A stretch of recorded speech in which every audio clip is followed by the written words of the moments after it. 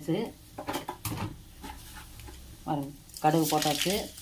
கொஞ்சம் பருப்பு தாளிக்கிற பருப்பு,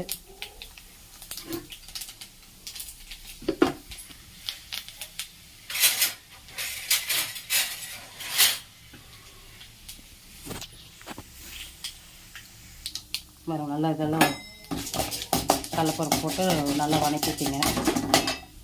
வதக்கினதுக்கப்புறம் வெங்காயம், வரமிளகா, கருவேப்பிலை போட்டுக்குங்க. பொன்னாங்கண்ணி கீரை ரொம்ப உடம்புக்கு நல்லது. வாங்கி நல்லா செஞ்சு கண்ணுக்கு ரொம்ப நல்லதுங்க பொன்னாங்கண்ணி கீரை. நீங்களும் வாங்கி நல்லா வாரத்தில் ஒரு நாள் செஞ்சு சாப்பிடுங்க. இப்போ பொன்னாங்கண்ணி கீரையை வெங்காயம் நல்லா வதங்கிடுச்சு. பொன்னாங்கண்ணி கீரையை போடலாம்.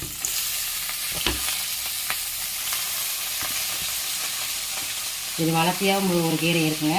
இது கொஞ்சம் ரவுண்டாக இருக்குங்க. இதுவும் பொன்னாங்கண்ணி கீரை தான், எங்கள் ஊரில் சொல்லுவாங்க. கொஞ்சம் குச்சியாக இருக்கிறதும் அதுவும் பொன்னாங்கண்ணி கீரை தான்.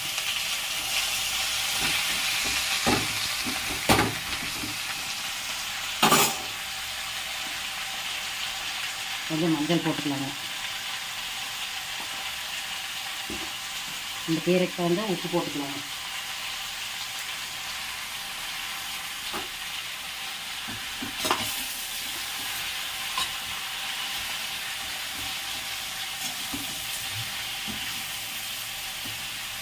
ஒரு 2 நிமிஷத்தில் அப்படியே சுண்டிடுங்க. கொஞ்சம் தண்ணி தெளித்து மட்டும் விடலாங்க. இன்னும் கீரைக்கு அவ்வளோக்கா தண்ணி ஊற்ற வேண்டியதில்லை, தெளித்து மட்டும் விடுங்க போதும்.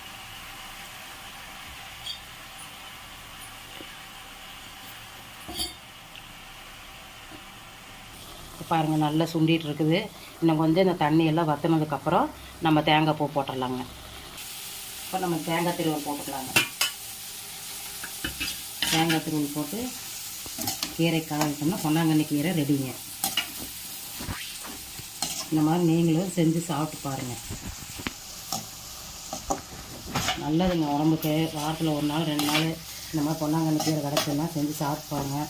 அப்படி வாரத்துக்கு ஒரு கிடைக்கனாலும் ஒரு 2 வாரத்துக்கு ஒருக்கானாலும் இந்த பொன்னாங்கண்ணி கீரை மார்க்கெட்லலாம் கிடைக்குங்க. வாங்கிட்டு வந்து செஞ்சு சாப்பிடுங்க. இந்த வீடியோ பிடிச்சா லைக் பண்ணி, ஷேர் பண்ணி, சப்ஸ்கிரைப் பண்ணுங்கள். Thanks friends.